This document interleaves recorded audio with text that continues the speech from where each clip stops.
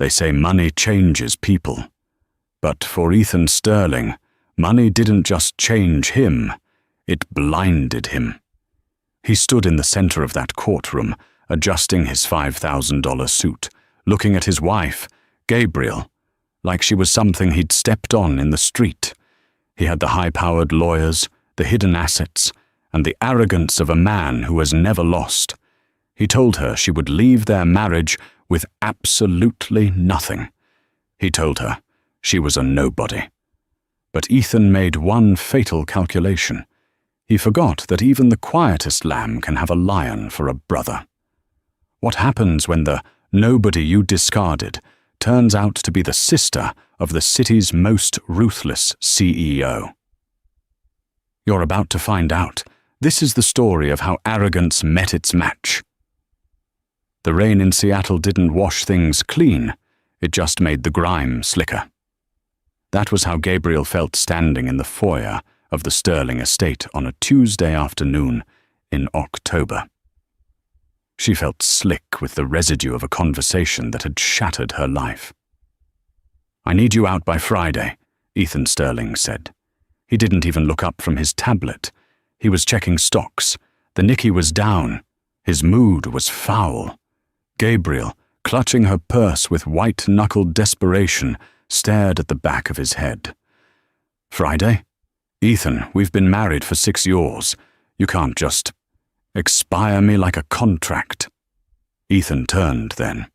He was a handsome man, objectively. Sharp jawline, eyes the color of cold steel, the kind of face that graced the covers of Forbes and Fortune. But to Gabriel, he looked like a stranger. "A contract is exactly what this was, Gabriel," he said, his voice devoid of any warmth. "I needed a domestic stabilizer, someone to manage the house, look good at galas, and keep the press bored. You've done that. But I'm pivoting. Jessica and I, we have a synergy you and I lack." Jessica Thorne, his 24-year-old chief of staff. Gabriel had seen the texts months ago, but had chosen silence, hoping it was a phase, hoping that the man she had nursed through a bout of pneumonia last winter, the man she had supported when his first company nearly went under, was still in there. He wasn't. "I have rights, Ethan," Gabriel whispered, her voice trembling. "I helped you build Sterling Dynamics. I managed the accounts in the early days. Ethan laughed. It wasn't a happy sound. It was a bark of incredulity. He walked over to the mahogany desk and picked up a thick document bound in blue paper. He tossed it onto the coffee table. It landed with a heavy thud. "The prenup," Ethan sneered. "Ironclad, drafted by Arthur Blackwood himself. You get a small stipend for 6 months, and you keep your car. That's it. No alimony, no claim to the real estate, no shares in the company." "That prenup was signed under duress," Gabriel argued, tears finally spilling over. "You told me it was just a formality. You said you'd tear it up after our first anniversary." "I lied," Ethan said simply. He checked his watch, a Patek Philippe she had bought him for his 35th birthday. "Look, don't make this ugly, Gabriel. You don't have the money for a lawyer who can go up against Blackwood. Just sign the divorce papers, take the stipend, and go back to whatever it is you people do. Go be a waitress. You were good at that when I found you." He walked past her, brushing her shoulder. He smelled of expensive cologne and betrayal. At the door, he paused. "Oh, and leave the jewelry. The diamonds are company assets."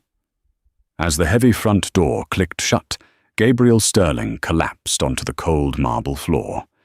She was 32 years old.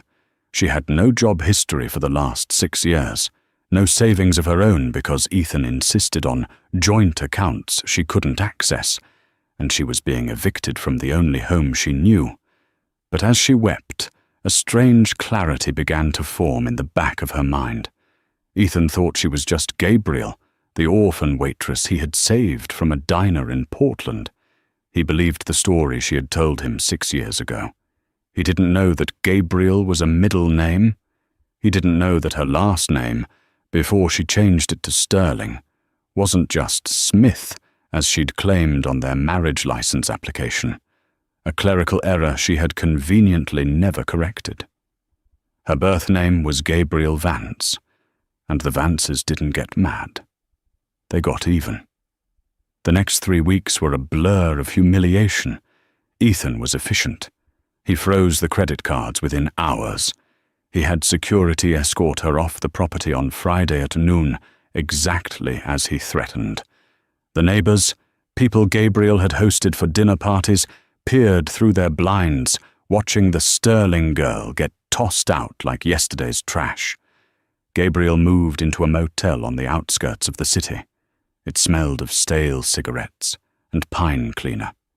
It was a far cry from the sprawling estate in Medina, but it was quiet. She needed quiet to think. She sat on the edge of the sagging mattress, staring at her phone. It was a burner phone she'd bought with cash from selling a few designer handbags Ethan hadn't catalogued. She held it for a long time, her thumb hovering over a contact she hadn't called in 7 years. Julian. 7 years ago, Gabriel had walked away from the Vance family empire. She wanted to be loved for herself, not for the billions her father had made in shipping and logistics.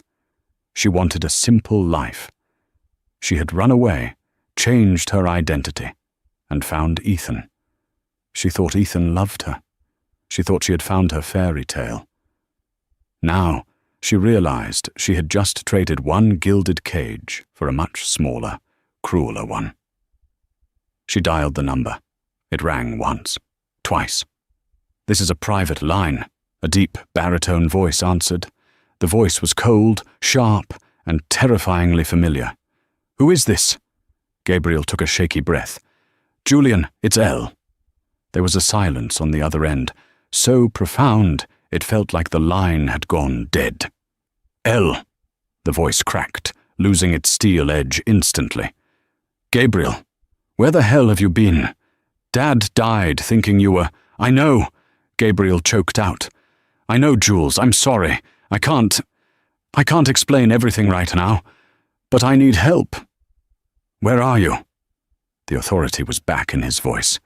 Julian Vance, the current CEO of Vance Global, didn't ask questions. He gave orders. "Seattle, I'm in trouble, Julian. I got married." "Married?" Julian exhaled sharply. "Okay. Is he hurting you? Do I need to send a team?" "He's hurting me legally," Gabriel said, wiping her eyes. "He's divorcing me. He's taking everything. He says I'm nothing. He's using Arthur Blackwood to bury me." "Blackwood?" Julian made a noise that sounded like a dark chuckle. "A shark in a goldfish pond. Listen to me, Gabriel. Do not sign anything. Do not leave the city. I am coming to you." "No!" Gabriel panicked. "If Ethan sees you, he'll know. He'll know I have money. He'll try to sue me for fraud or try to get a settlement from me. I want him to show his true colors. I want to beat him in court on his terms, Julian. I want to see his face when he realizes he lost to the waitress." There was a pause. She could hear Julian tapping a pen against his desk, a habit he'd had since he was a teenager. "You want a spectacle?" Julian said slowly. "I want justice," Gabriel corrected. "Fine," Julian agreed. "We'll play it your way. I'll send you a lawyer, not one of our corporate sharks. That would raise red flags. I'll send someone who looks unassuming, someone Ethan will underestimate, just like he underestimated you. Thank you, Jules." "Don't thank me yet," Julian said, his voice dropping an octave. "You're a Vance, Gabriel. We don't just survive, we conquer. I'll be there for the final hearing, and God help this Ethan Sterling when I arrive." The setup.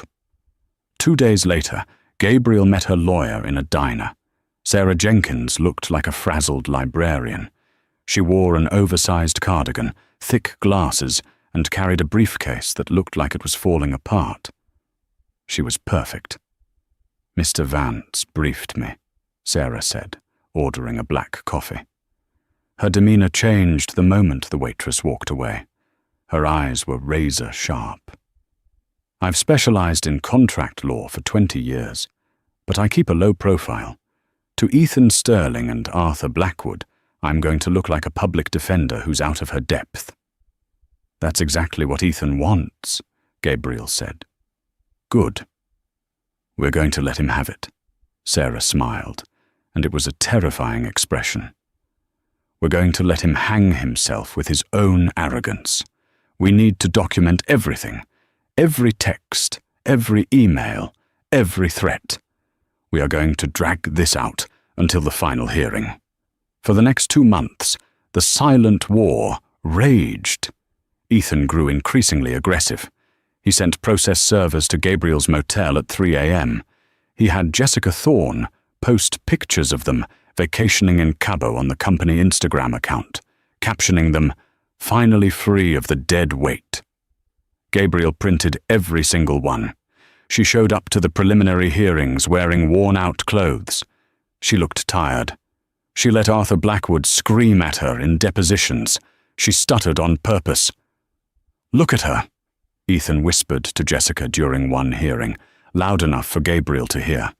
"She's broken. She'll sign the settlement by Monday just to buy food." Arthur Blackwood, a man who charged $200 an hour, leaned back in his chair and smirked at Sarah Jenkins. "Ms. Jenkins," he patronized, "your client is delaying the inevitable. The prenup is solid. Surrender now, and Mr. Sterling might be generous enough to cover your legal fees." Sarah Jenkins pushed her glasses up her nose. "We'll see you in court, Mr. Blackwood." The trap was set. The date for the final divorce decree and asset division was set for December 10th. Gabriel marked it on her calendar in red ink. It wasn't just the end of her marriage. It was the day the world would meet Julian Vance. The morning of December 10th was bitter cold. Inside the Superior Court of Washington, the air was stiflingly hot. Courtroom 4B was packed. Ethan Sterling had ensured that. He had leaked the hearing date to a few friendly business bloggers, framing it as the final liberation of Sterling Dynamics from a gold-digging spouse. He wanted an audience. He wanted the board of directors to see him cut the dead weight. Gabriel sat at the defendant's table. She wore a simple grey suit she'd bought at a thrift store. It was slightly too big in the shoulders, making her look frail and shrinking. Next to her, Sarah Jenkins shuffled through a stack of disorganized papers, dropping a pen, looking every bit the incompetence lawyer Ethan assumed she was. On the other side of the aisle, the atmosphere was a cocktail party. Ethan sat flanked by Arthur Blackwood and 3 junior associates. Jessica Thorne sat in the gallery directly behind him, wearing a red dress that was entirely inappropriate for court. She smirked at Gabriel, mouthing the word, "Buy." "All rise," the bailiff bellowed. Judge Harrison swept in. He was an older man with a reputation for impatience. He looked at the packed gallery and frowned. "This is a divorce hearing, not a theatre production. Keep it quiet or I'll clear the room." Arthur Blackwood stood up, buttoning his jacket. "Your Honor, we represent the plaintiff, Mr. Sterling. We are here to enforce the prenuptial agreement signed 6 years ago and finalize the dissolution of marriage. This is a straightforward case that the defendant has been dragging out with frivolous delays." The judge looked at Sarah. "Ms. Jenkins, you're representing Mrs. Sterling." "Yes, Your Honor," Sarah squeaked, adjusting her glasses. We contest the validity of the prenup on the grounds of unconscionability and, lack of full disclosure."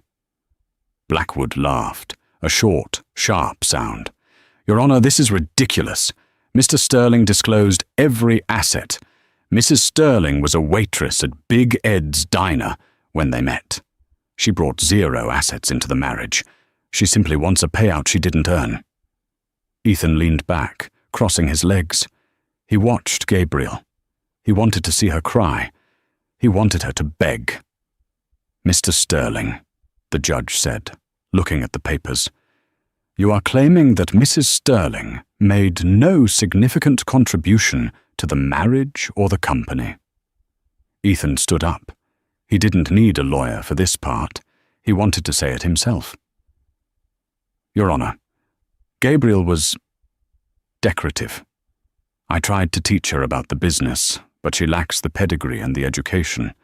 She cooked meals and hosted parties. That is the extent of her value.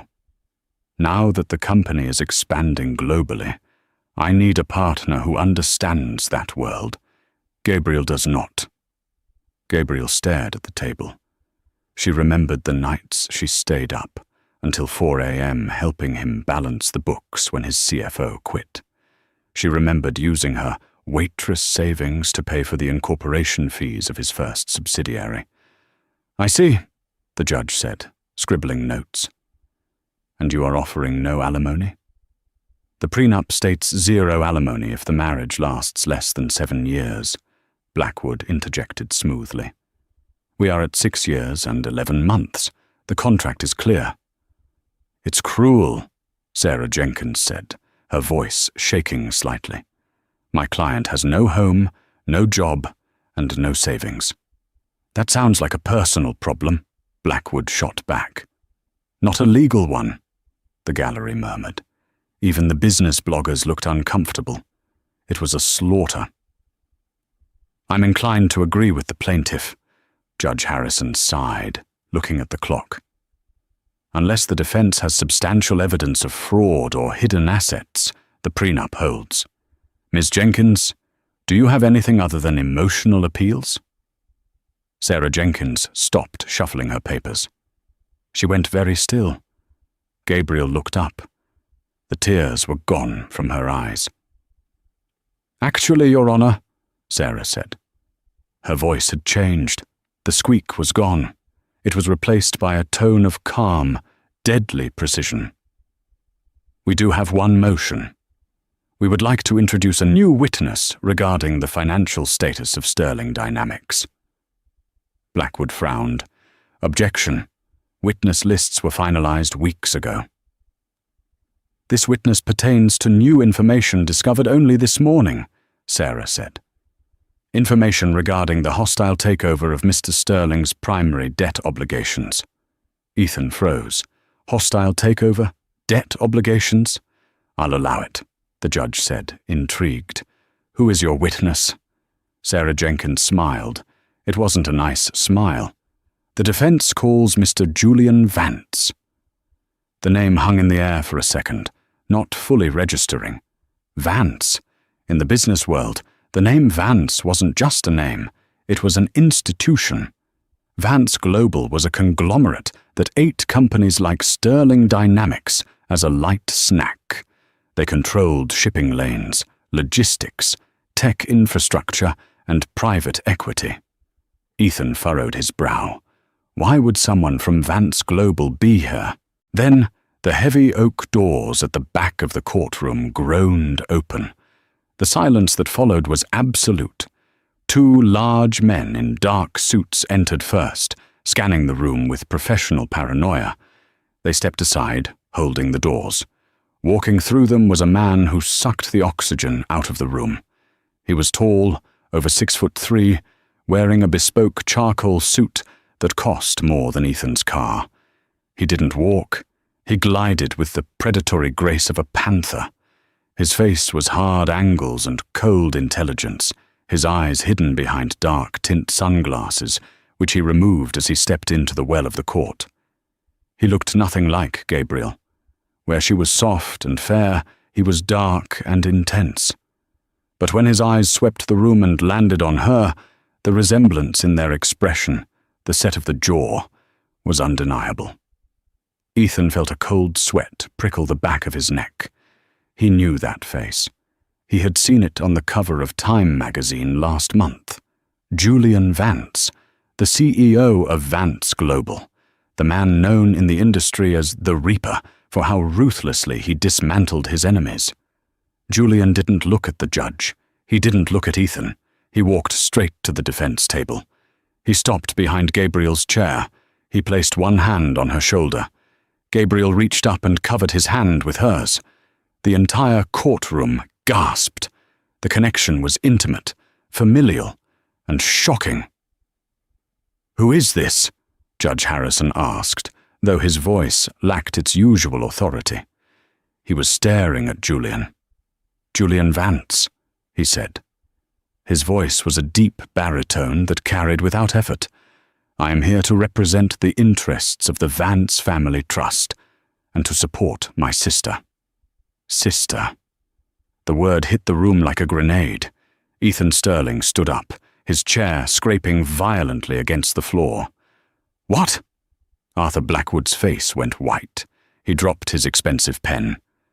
Jessica Thorne, in the back, stopped smirking. "Sister?" Ethan stammered, his composure shattering.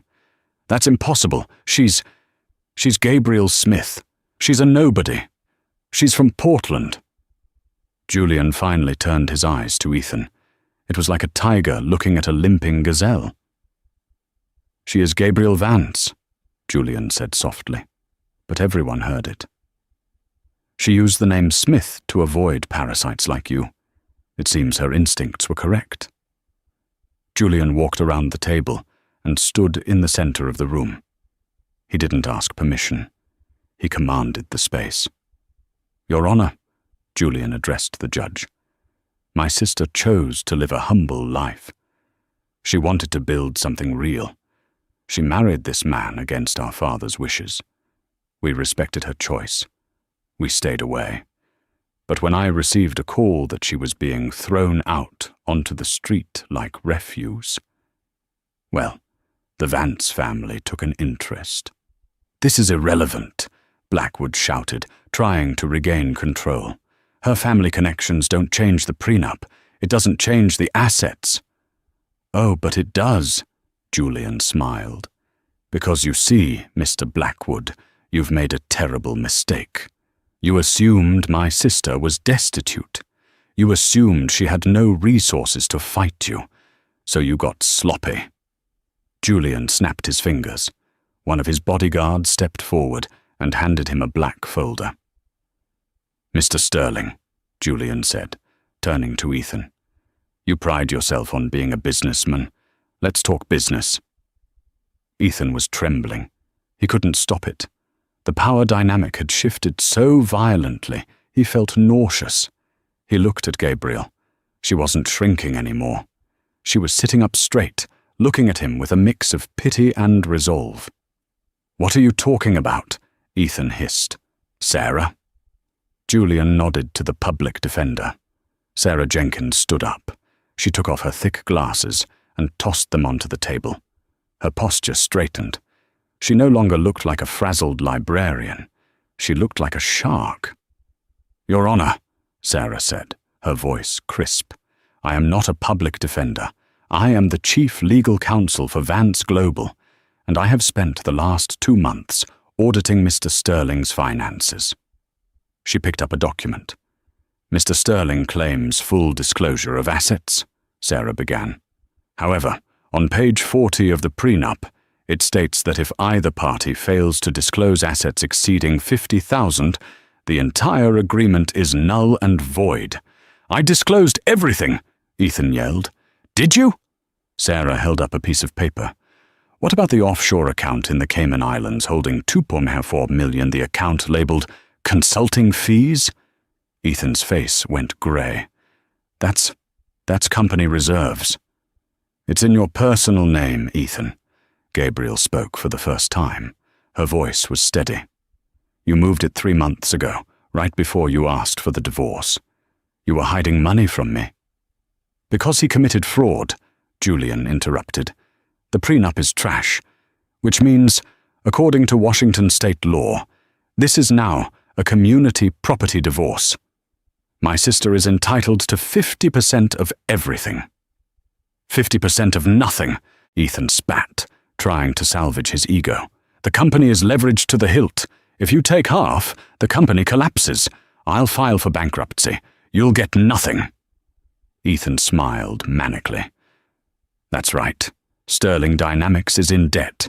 If you void the prenup, you inherit the debt too, Gabriel.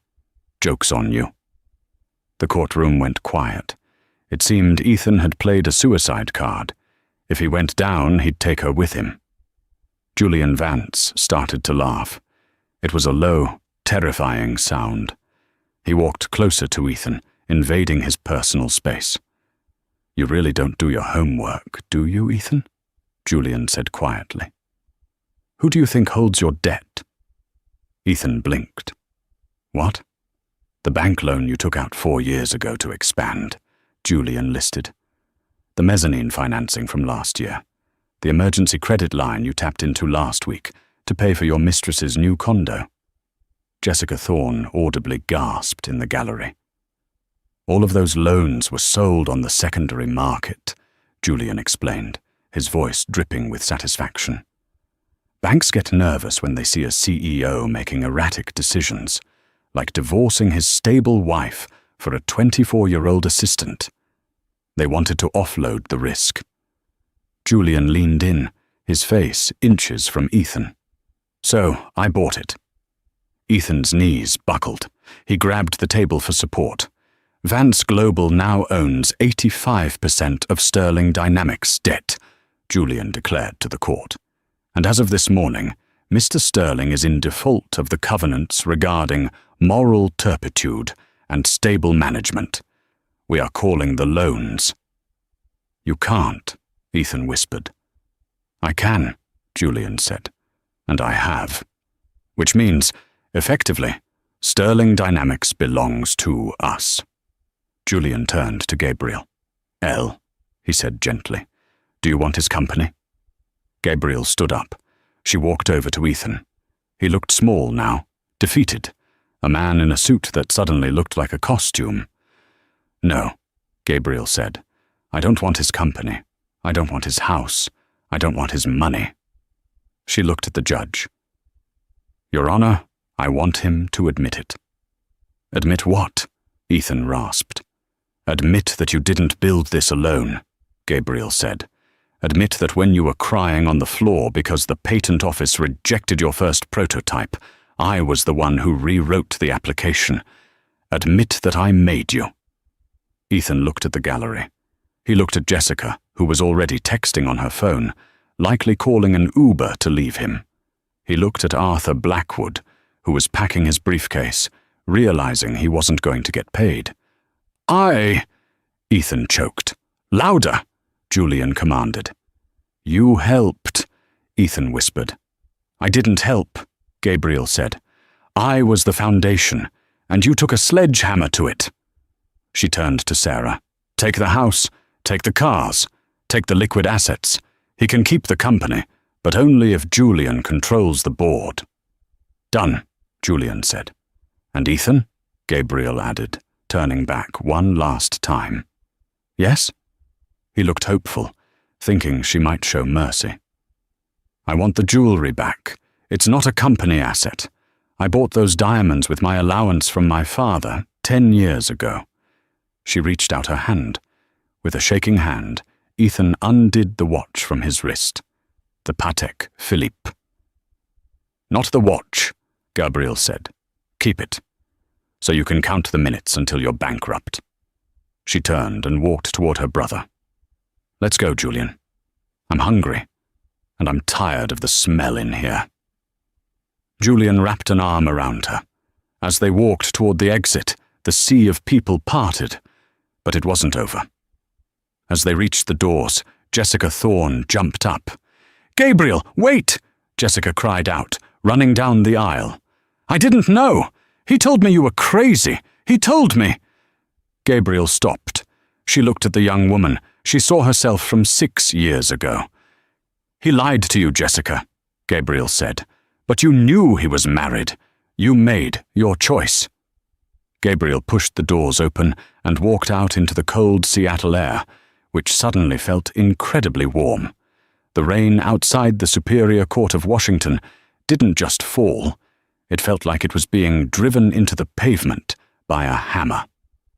Ethan Sterling stood on the curb, the water soaking through the shoulders of his $5,000 Italian suit, turning the bespoke wool into a heavy, sodden mess. The courtroom doors had closed 10 minutes ago, but the sound of the gavel striking the wood still rang in his ears like a gunshot. Fraud. Malfeasance. Void. The words bounced around his skull, refusing to settle. He fumbled for his keys, his hands shaking so violently he dropped them into a puddle of motor oil and rainwater. As he bent to retrieve them, humiliatingly wiping the grime onto his trousers, he saw a pair of red-bottomed heels stop inches from his face. He looked up. Jessica Thorne was standing there under a large black umbrella. She wasn't offering to share it. She was looking at him with the clinical detachment of a biologist examining a dead frog. "Jess," Ethan breathed, straightening up. He forced a smile, though he knew it looked manic. "Thank God. Let's get to the car.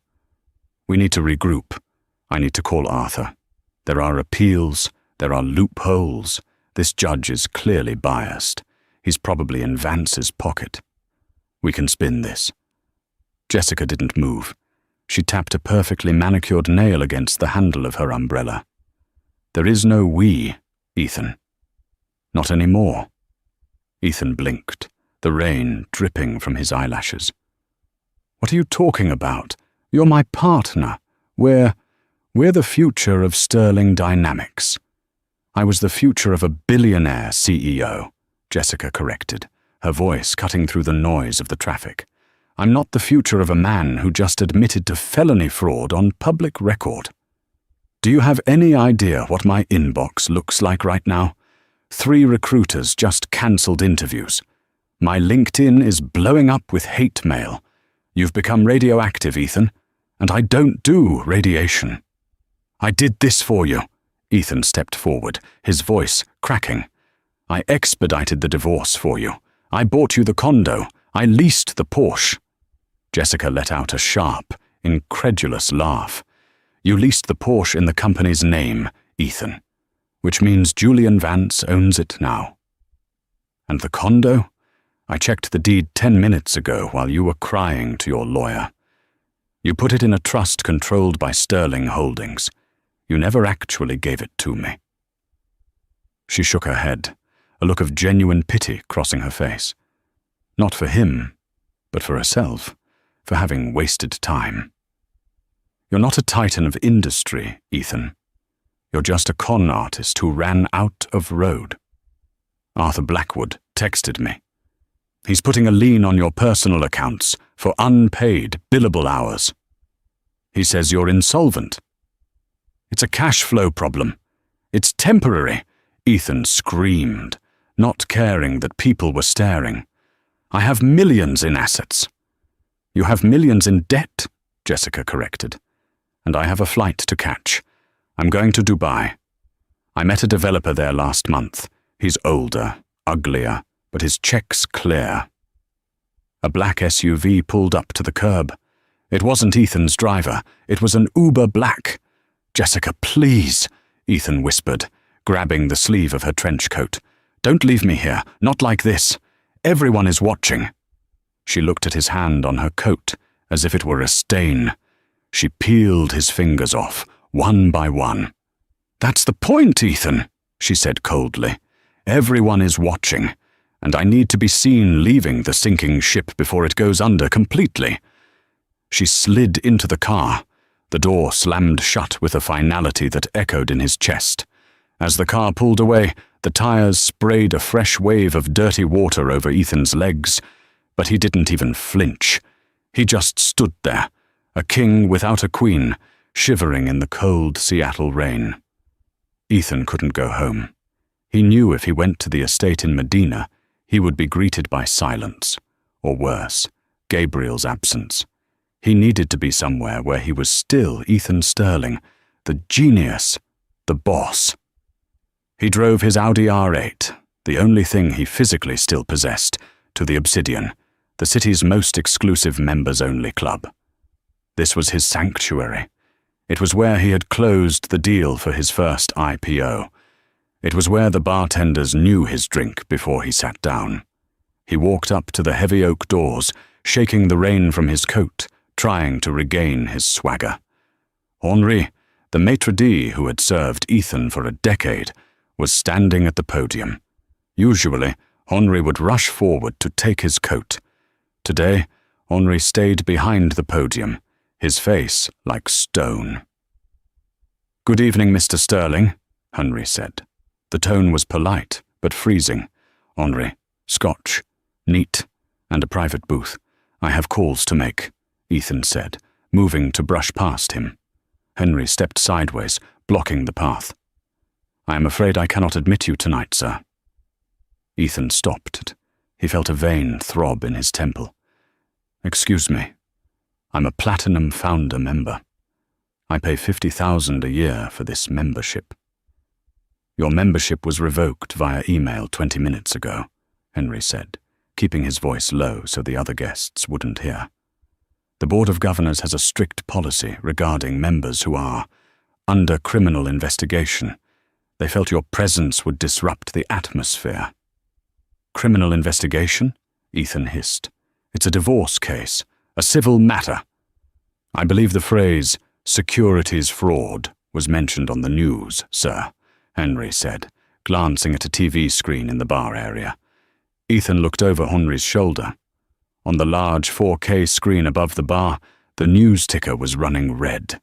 His face was on the screen. It was a photo from 3 years ago, where he looked arrogant and untouchable. Next to it was a photo of Julian Vance, looking like the Grim Reaper. The patrons inside, men Ethan had played golf with, men he had invited to his wedding, were looking at him. They weren't waving. They were averting their eyes, sipping their drinks, creating a wall of social silence. "This is ridiculous," Ethan spat, reaching for his wallet. "I'm buying the bar a round. Put it on my black card." He slammed the heavy titanium American Express card onto the podium. Henri sighed, a sound of profound weariness. He picked up the card and swiped it through the terminal. The machine flashed a red light. Henri looked at the readout, then at Ethan. He didn't hand the card back. He dropped it into a slot under the counter. "The issuer has flagged the account, sir.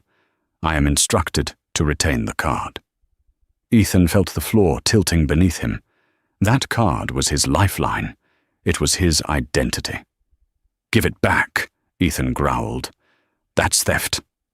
"Please leave, Mr. Sterling," Henri said, signaling to 2 large security guards standing in the shadows. "Before we have to escort you." Ethan backed away. He looked at the warm, golden light of the club, the laughter, the clinking glasses, a world he had clawed his way into, a world that had just spat him out. He turned and ran back to his car. He sat in the driver's seat, gripping the steering wheel until his knuckles turned white. He screamed, a primal, raw sound of rage that fogged up the windows. He had nowhere to go. He checked his phone. 7 missed calls from reporters, 0 calls from friends. He reclined the seat of the $200,000 sports car and closed his eyes. For the first time in 10 years, Ethan Sterling slept in his car.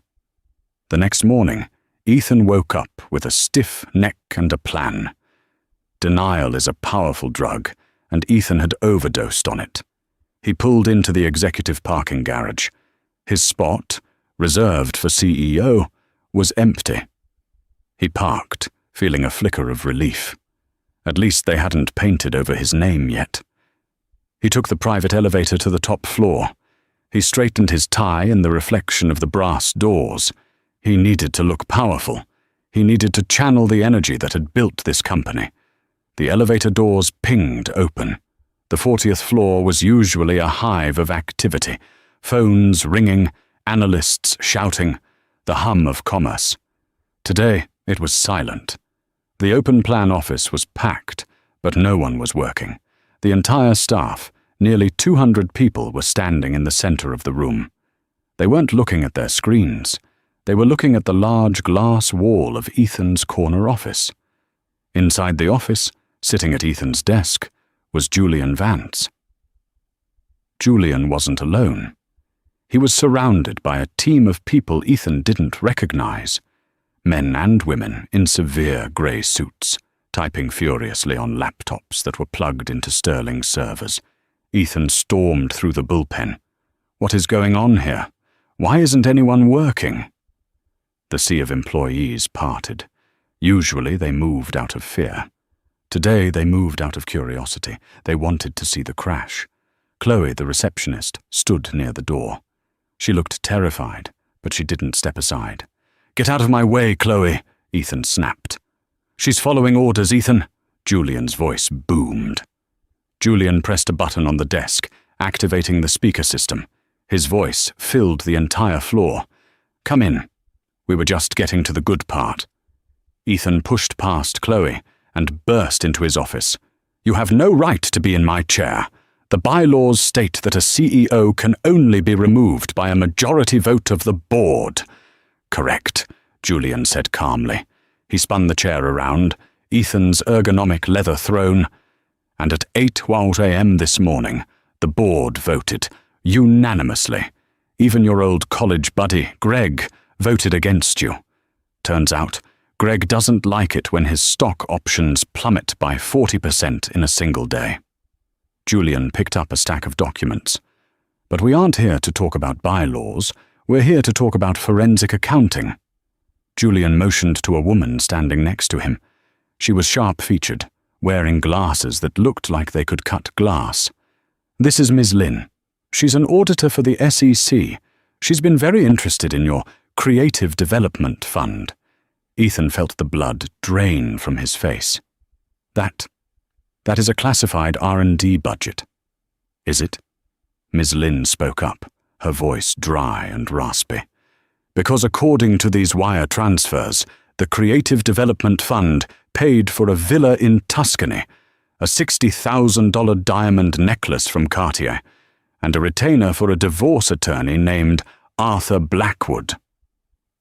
The staff outside the glass walls gasped. The intercom was still on. Everyone could hear. That's a clerical error," Ethan stammered. "I can explain. I intended to pay it back." "That's called embezzlement, Ethan," Julian said, standing up. He walked around the desk. He looked massive, towering over Ethan. "And we found the second set of books, the ones you kept on the encrypted drive in your safe, the ones that show Sterling Dynamics has been technically insolvent for 18 months. Julian leaned in close. "You've been running a Ponzi scheme, Ethan. You've been paying old investors with new debt, and you've been using my sister's credit rating to prop up the loans." "She's my wife," Ethan yelled. "Her assets are my assets." "Not anymore," Julian said. "Now she's your creditor, and I'm her collection agent." Julian turned to the glass wall, addressing the hundreds of employees watching. "Everyone, listen up," Julian said clearly. "Sterling Dynamics is under new management. Your jobs are safe. Your pensions are safe. Vance Global is capitalizing the payroll immediately." A murmur of relief swept through the room. Some people actually cheered. "However," Julian continued, pointing a finger at Ethan, "there is a tumor we need to cut out." 2 security guards, men Ethan had hired, men whose Christmas bonuses he had cancelled last year to pay for his car detailing, stepped into the office. "Frank," Ethan said, looking at the head of security. "Frank, escort this man out." Frank looked at Ethan. He looked at the way Ethan was sweating, the way his suit was wrinkled from sleeping in the car. "I take my orders from the CEO, Mr. Sterling," Frank said. He turned to Julian. "Sir?" "Remove him," Julian said. "And Frank, take his badge and his phone. It's company property." "No!" Ethan backed into the wall. "You can't take my phone. All my contacts are on there." "They aren't your contacts," Julian said. "They are company leads." Frank stepped forward and held out his hand. "Phone, sir, and the keys to the R8. The auditor says the lease is in default." Ethan stared at them. He was being stripped, layer by layer, the CEO title, the office, the phone, the car. With a trembling hand, he placed his phone and the car keys into Frank's palm. "Escort him out," Julian commanded, "and make sure he doesn't take so much as a stapler." The walk from the corner office to the elevator was the longest journey of Ethan's life. Frank held him by the elbow, not roughly, but with a firm grip that made it clear Ethan was now a prisoner, not a boss. He walked past the desks of people he had terrorized. He passed Sarah from marketing, whom he had made cry last week because the font on a presentation was too pedestrian. She was drinking coffee, watching him with a small, satisfied smile. He passed the junior developers he had forced to work 80-hour weeks without overtime. They weren't working now. They were holding up their phones, recording him. He could see the captions already. "You're all fired," Ethan shouted, his composure snapping. "I'll fire every single one of you when I get back." "Keep walking, sir," Frank said, tightening his grip. They reached the elevator. The doors opened.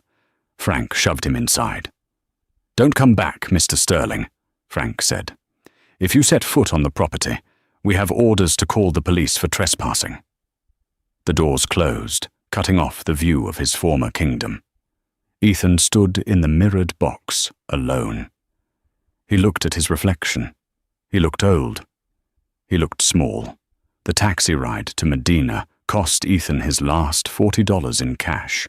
He had the driver drop him off at the gate of his estate. He punched the code into the keypad. Error. He tried again. Error. Damn it. He kicked the gate. It held firm.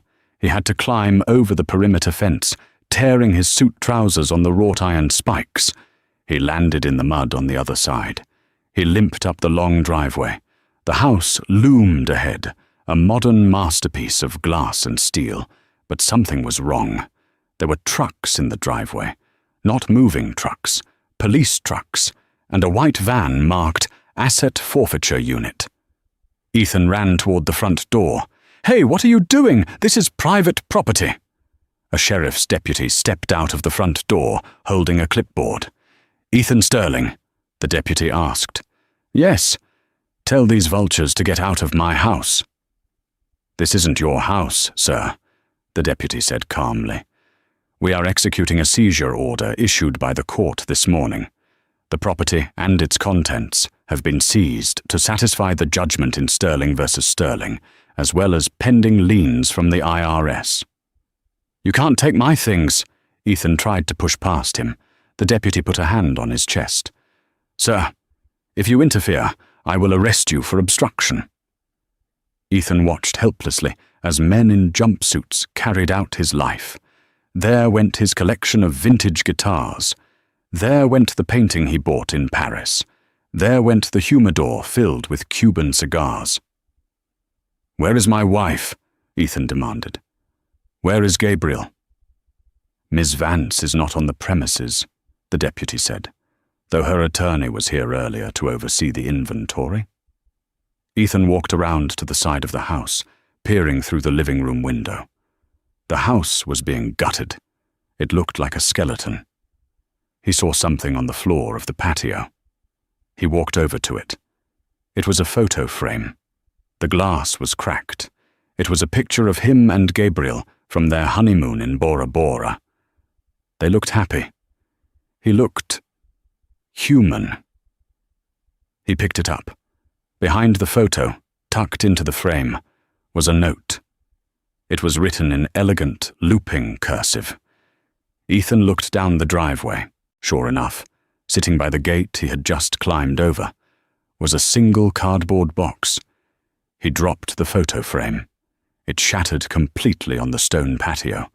He walked back down the driveway, the rain soaking him to the bone. He reached the box. Inside were 3 suits, some shirts, and a pair of worn-out sneakers he used to wear when he went jogging, before he decided he was too important to jog. He sat down on the curb next to the box. He put his head in his hands. Far away, across the water on Bainbridge Island, the sun was breaking through the clouds, illuminating a small cottage where a woman was making tea, finally free. But on this side of the water, in the shadow of the mansion he no longer owned, the darkness was absolute. Ethan Sterling had wanted to be a king. Now he was just a man in the rain with a box of old clothes, realizing that the castle he built was made of sand and the tide had finally come in. While Ethan's world was contracting into a singularity of lawsuits and debt collectors, Gabriel's world was expanding. She refused to move into the Vance family estate. "I need to breathe my own air, Julian," she had told her brother. "I can't go from Ethan's cage to Dad's museum." Instead, she bought a small, sun-drenched cottage on Bainbridge Island. It wasn't grand. It had a leaky faucet and a garden that needed weeding, but it was hers. Every timber, every window, every rose bush belonged to her. For the first month, she did nothing but sleep and cry. She grieved not for Ethan, but for the 6 years of her life she had wasted trying to be small enough to fit into his pocket.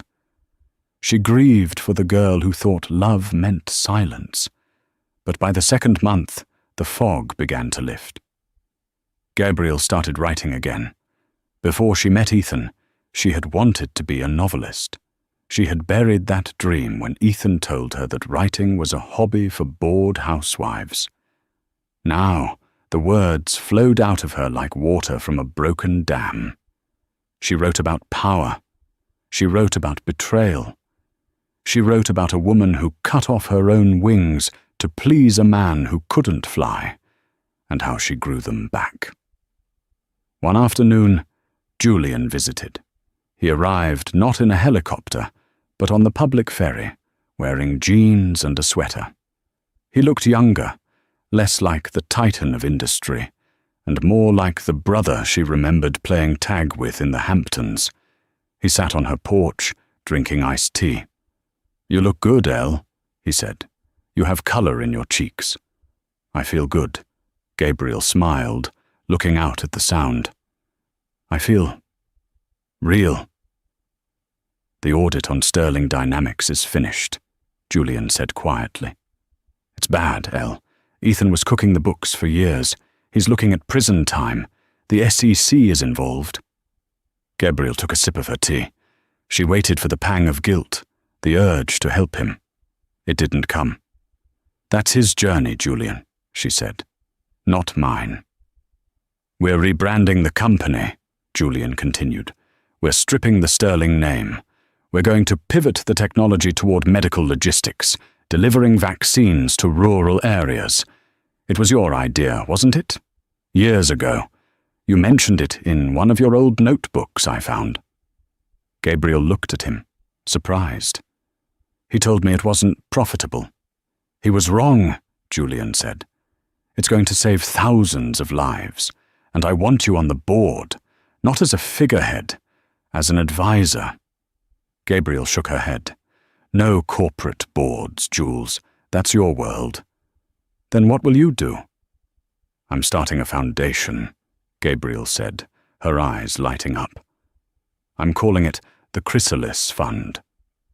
We're going to provide legal and financial aid to women trapped in financially abusive marriages. We're going to hire lawyers like Sarah Jenkins to fight for women who are told they are nobodies." Julian grinned.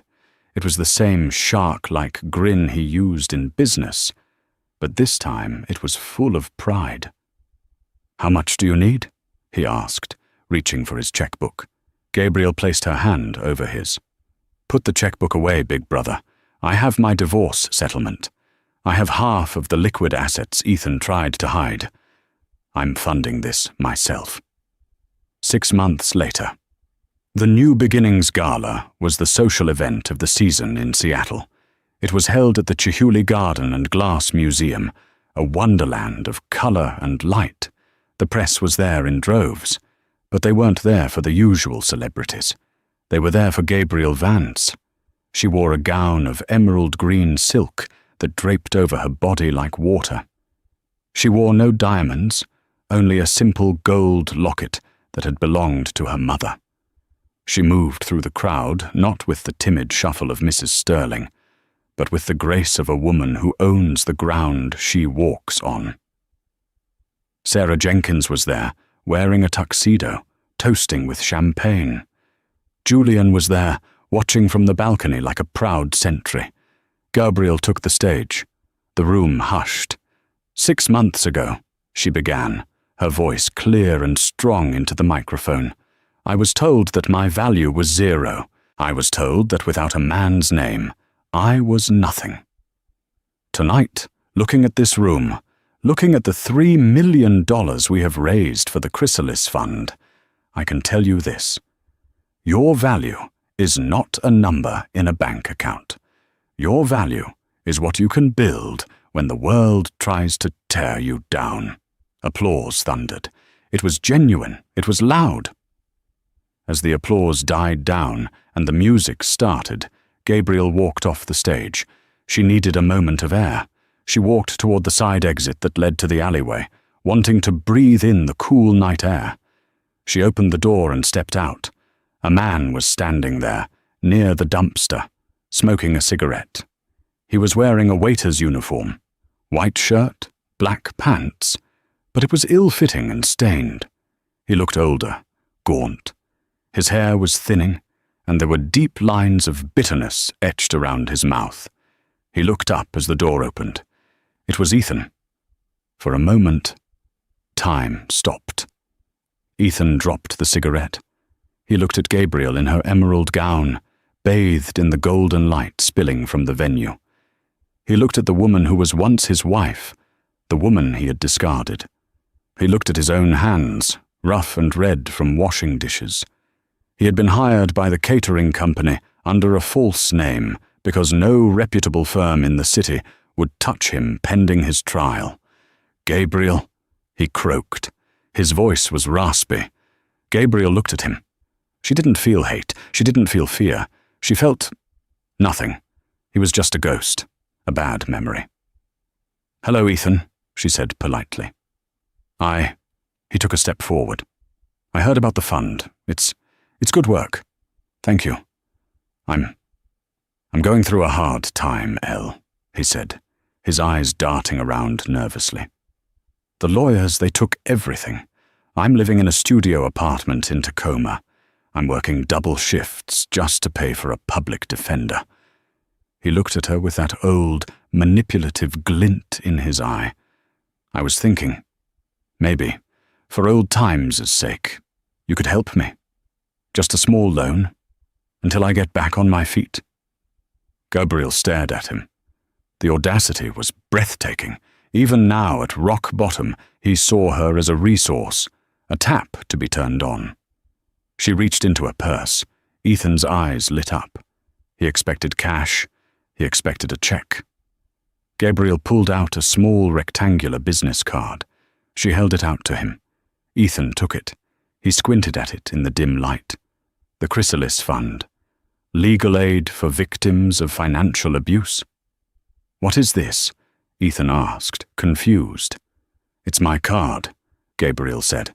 "If you ever find a partner who treats you the way you treated me, give them this card. We can help them escape you."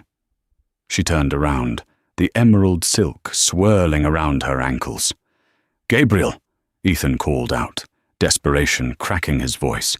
"Gabriel, wait! I made you! You're nothing without me!" Gabriel paused at the door. She didn't turn back. "Goodbye, Ethan," she said softly. She stepped back into the light, back into the music, back into the warmth of the life she had built. The heavy metal door clicked shut behind her, leaving Ethan Sterling alone in the dark, in the rain, exactly where he belonged. Gabriel Vance's story isn't just a tale of revenge, it's a tale of reclamation. Ethan Sterling made the classic mistake of the arrogant. He confused silence for weakness and kindness for stupidity. He believed that value is determined by a bank balance and that people are disposable assets. But he learned the hard way that the wheel of fortune is always turning. The woman he threw away, became the architect of his downfall, not by becoming a monster like him, but by embracing the very strength he tried to suppress. In the end, Ethan was left with the hollow emptiness of his own greed, while Gabriel found true wealth, not in her family's money, but in her own resilience, her own voice, and her ability to lift others up. It serves as a timeless reminder.